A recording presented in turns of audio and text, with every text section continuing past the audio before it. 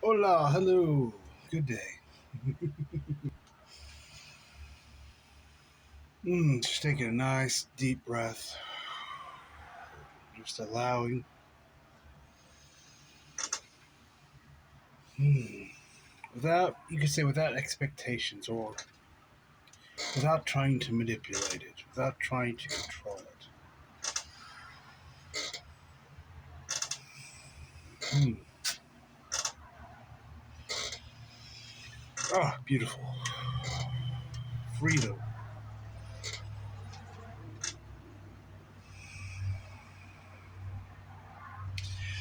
There's a saying. I'm not sure where it comes from, to tell you the truth. Maybe I'll have to look it up after this. But there's a saying I've heard before, and it came to mind while I was sitting here. The saying is, if you look too long into the abyss will look back at you. I remember hearing that probably heard it in movies or something. It's probably where I heard it before. It's a catchy line. If you stare too long into the abyss, it's going to stare back at you. It always felt like that, like it was like a warning.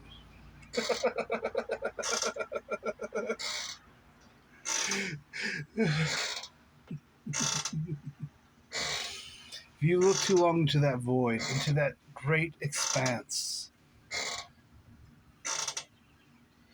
that and you bring your awareness to it, your light into that darkness, and you illuminate it truly does see you back.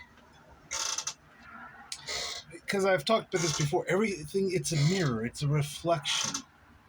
If you do not recognize yourself, if you do not recognize your divinity, then then it will mirror that back to you.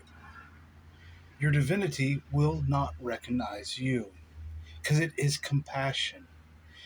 It does not control, it does not manipulate. It's just in pure compassion. It's in pure allowing. If the other part of itself, the energetic part,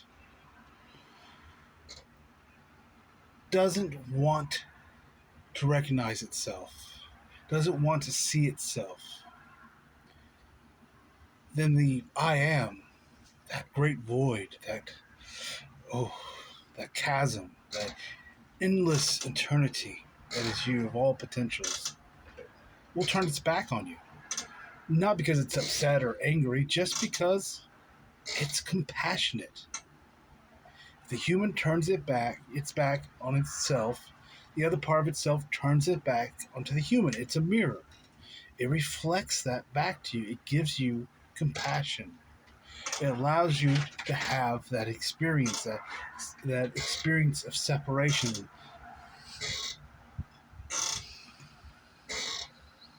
Oh. So what I'm saying is, if you do not recognize your divinity, then you don't see yourself. You have to just realize, I am divine. I am that I am. And stare deep into it. Not with the eyes particularly, but with your awareness, with your consciousness. And it reflects it back to you. And that scares the shit out of people. It really does. I think I've said it before. Your darkness is your divinity.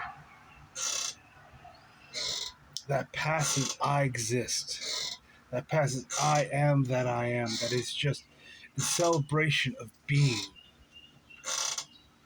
It is just there, waiting to be discovered. It is the sea of potentials, the great sea of consciousness, this expanse of eternity, of all possibilities, of all potentials. That is your divinity.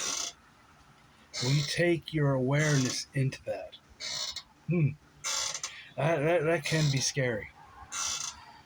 To go from a structured limitation to, the most people's biggest decisions or biggest responsibility they have of the day is what they do at their job, or what they're going to buy at the grocery store, or whatever. It's not a huge responsibility being human, other than unless you're taking care of children or that sort of thing, or pets. But to find out, oh shit, I'm responsible for everything. I'm responsible for the air that I breathe, for the trees, for all realities even the ones I haven't realized yet, ones I haven't brought my awareness to. They're all there because I exist. And I could do anything with it. I am unlimited. I am true freedom. Yeah, the human ghost feels into that chaos. That true freedom is. Well, it's not. It's not what human thinks chaos is. Chaos is just what the mind doesn't understand. What the limited structure, the mentalness doesn't understand. And that can be scary. To say, oh shit, I am that I am, and I can be or do, or I am unlimited. Even the human mind can't comprehend what you're capable of doing. What you're capable of creating. It's beyond. That's why I always tell you, it's not what you think it is. The human mind just does not understand freedom. It only understands the box. It only understands. You can say the prison. A lot of people call it that, but it's a prison that has no guards. It's a prison that doesn't have any doors, and you can simply walk out of it at any time.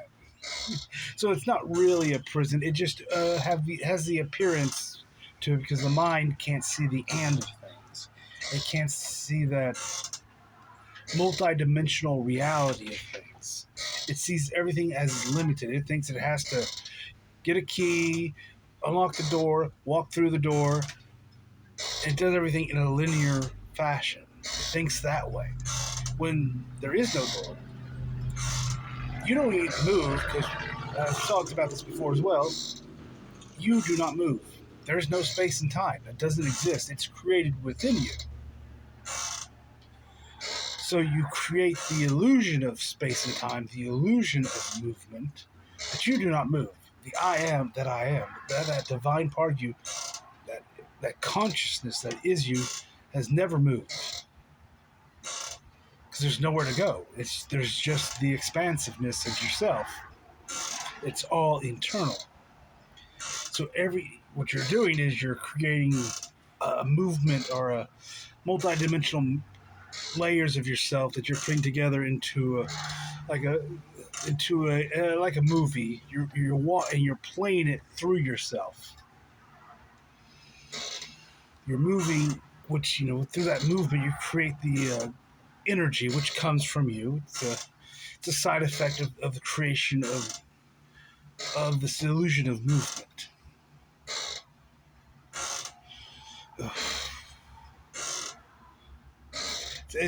I'm still coming to awareness of it, so it's difficult. I don't want to say the wrong thing. It's more my human part of me is still there. It's like, I don't want to mislead people, because I'm still realizing it myself, so I don't really want to go too deep into that kind of stuff.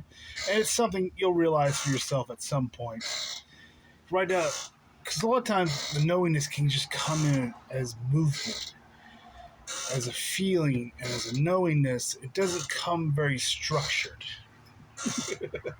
Because it's chaos, but not chaos in the human sense and randomness. Because as I've said before, nothing is random. So chaos isn't random. There is a structure there, but it's a structure of freedom.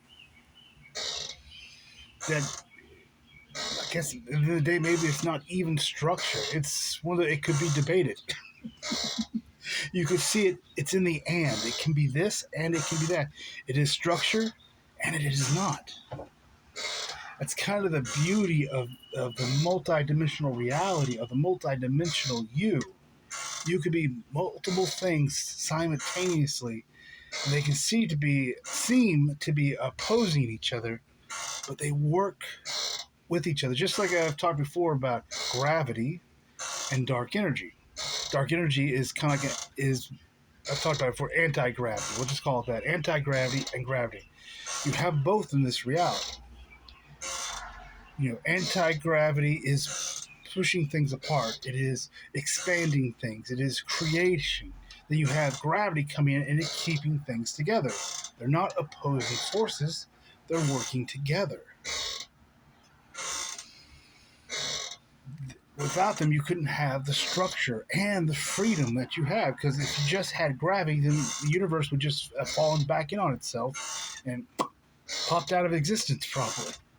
So you have to have the anti-gravity to keep it kind of growing and moving, but you have to have gravity to keep it kind of in structure, or it would just all float off out into place. And we wouldn't, the sun wouldn't stay where it is, and the earth wouldn't stay where it is. It'd all just be floating out in empty space. It wouldn't be very livable. They're not opposing forces. They work together. They're in balance with one another. And at a certain point of view, they're the same thing. Just opposite expressions of consciousness.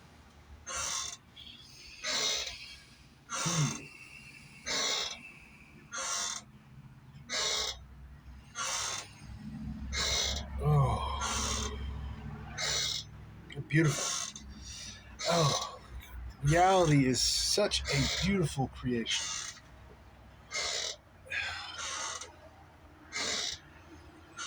Oh.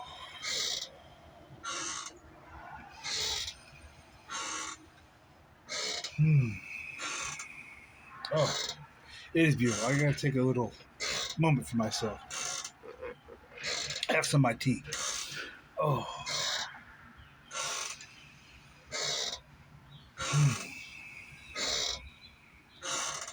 So when you recognize your divinity, you're recognizing yourself. And at first it's going to be, oh, that's my divinity and I'm human. You're still playing the opposite game. You're still playing the whole, oh, I'm this and that is that. But you're in the end, at some point you're going to come to the end. No, I am divine and I am human. I am physical and I am non-physical. There is time and there isn't time. That's why I say to assume your realization, assume your enlightenment, because when you assume it, you're recognizing it. It's already happened. So when you recognize it, you put your awareness on it, it's already happened. Then it can look back upon you. And you can experience it. It can start, it's like the flower starts to grow. The experience of what it was like to become enlightened happens without any effort or having to work on it. It just all comes to you. All you have to do is assume and walk into it. And it's there. Don't ask how long. You let go of all the control and the manipulation of trying to say, well, it needs to be like this, it needs to be like that. That's just fighting. That's just battling. That's just warring with it. It's completely not needed. It just causes more suffering.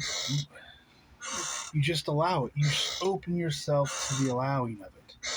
You let go of the expectations of what it's supposed to be or how it's supposed to happen or any of that bullshit. You stop trying to control and manipulate the outcome of things. You just walk into that assumption and you trust that assumption.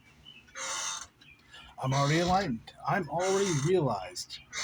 And you just allow it, that flower, that rosy cross, I like to say, that flower, that my teacher called it the fruit of the rose.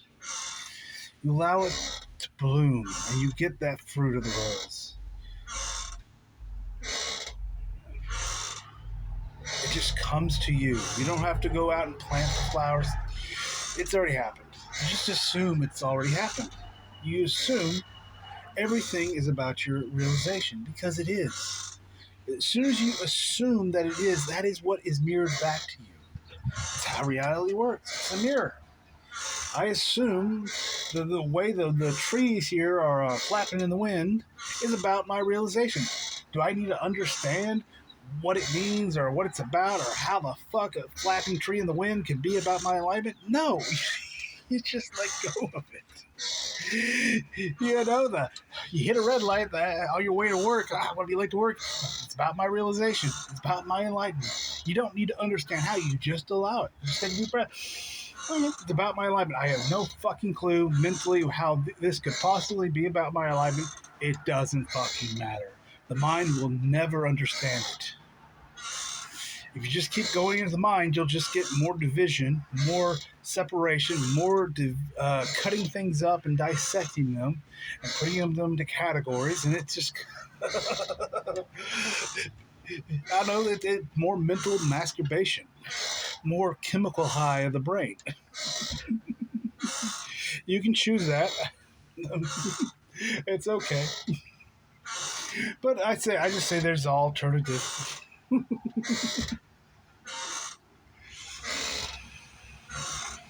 Oh, I mean, well, you can just finally just relax. Relax into your realization, into your enlightenment.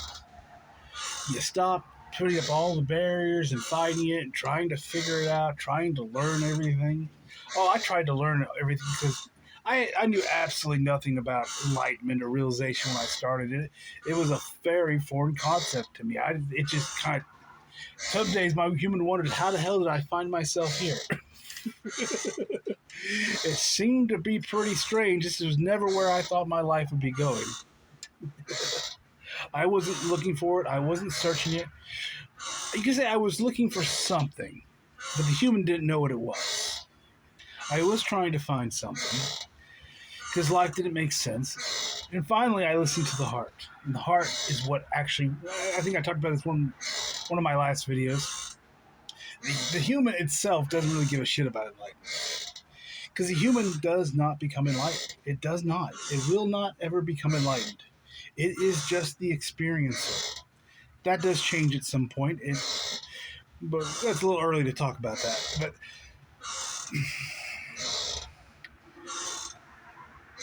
it allows a realization. Since it is the experience, it allows the experience to happen. And through that experience, it does change the human.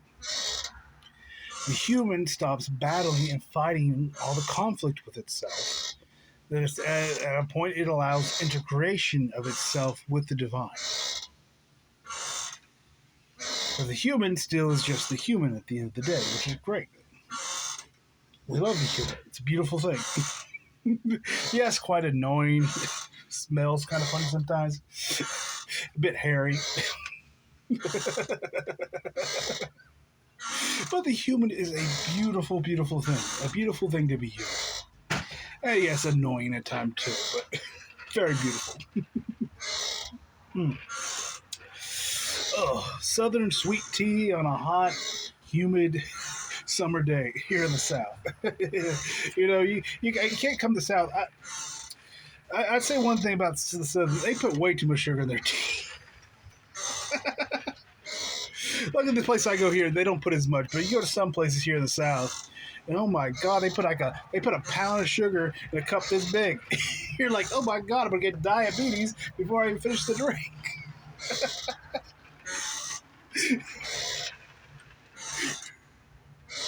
Oh, they do love their sugar out here. I'm from Texas originally. Texas is still the South, but anybody from Texas, anybody from the deep South, there's a difference. It's a different beast. Texas is its own thing completely. And here I'm in Mississippi now. Mississippi is completely different. First of all, there's no Whataburgers. What the fuck, man? Well, I take that back. There is one Whataburger about an hour drive away, but I'm not driving an hour for a burger. At least most days.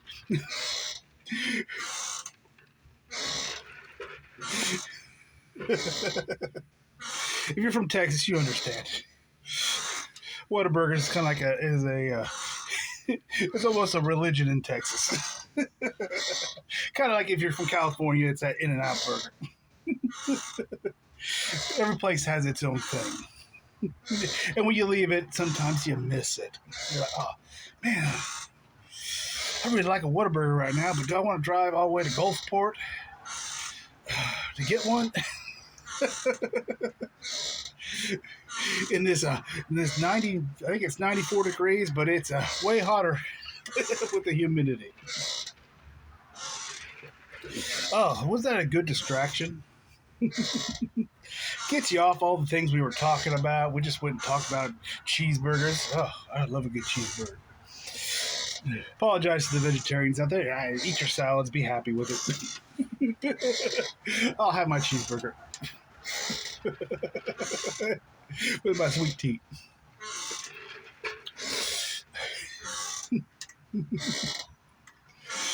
Oh, I love a beautiful distraction. It got some laughter. Maybe you laugh. Maybe you're just like, where the fuck is he going? Oh, well, go fuck yourself. And have a laugh about it when you're doing it.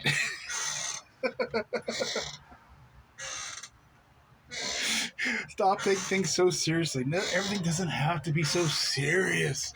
I think I've said this multiple times. Seriousness. Oh, so goddamn boring. So structured. So tight. So thick and immovable. Seriousness. Ooh, it is structure laden. It is gravity laden. You can feel that pull you in. Why not laugh? Laughing. Oh, you feel like you're floating on air when you're laughing and giggling, don't you? Maybe you haven't laughed in a while. Maybe you'll remember when you were a child. Maybe you had a bad childhood, but I'm sorry about that. But just make it up. Imagine it. Don't get so caught up in shit. It's like just to laugh without any reason, without having to have a comedian tell a joke or something funny to actually happen. Just laugh because you can laugh. That's part about being a master. You can laugh simply because I am that I am. I exist. It's hilarious. Then you can think, oh wow, I was so structured, so serious, so grumpy, so tight. Then you can laugh about that.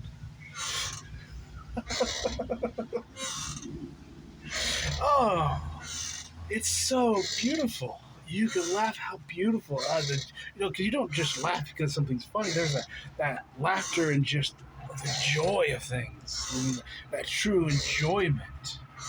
Oh. Oh, I wonder how many of you remember what we were talking about at the beginning of this video. I guess if you stare too long into the void, and it stares back at you, you might end up like me. a bit of a laugher. Someone who's joyful and happy. Well, happy. Well, I don't mean it in the human sense. I guess I'm happy in that I exist. It's just that joyfulness. It's not a carrot happiness. Oh, 5 people watched my videos today, so I'll be happy. Oh, that's so silly. Nobody has to watch my videos. And I'm still happy. And I'll still make them. Because at the end of the day, I enjoy making the videos. It doesn't matter if anybody watches them. I'm doing it because my heart sings. Because I enjoy it.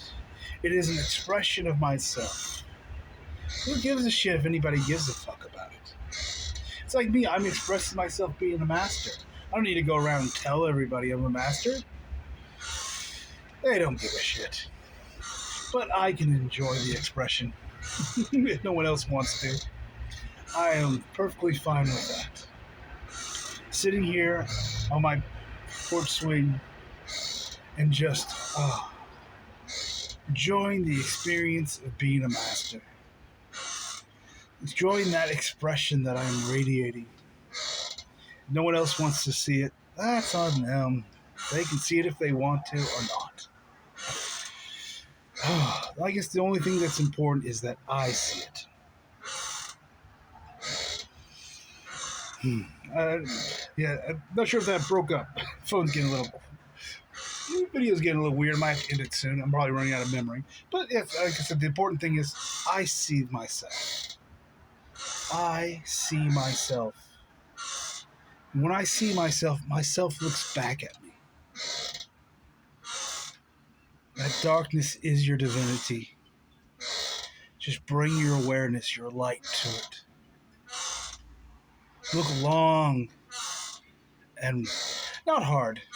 That's an expression, look long and hard. But I would say look long or just allow yourself to be aware of it. Allow your awareness to go into it. Allow it to radiate back to you and receive.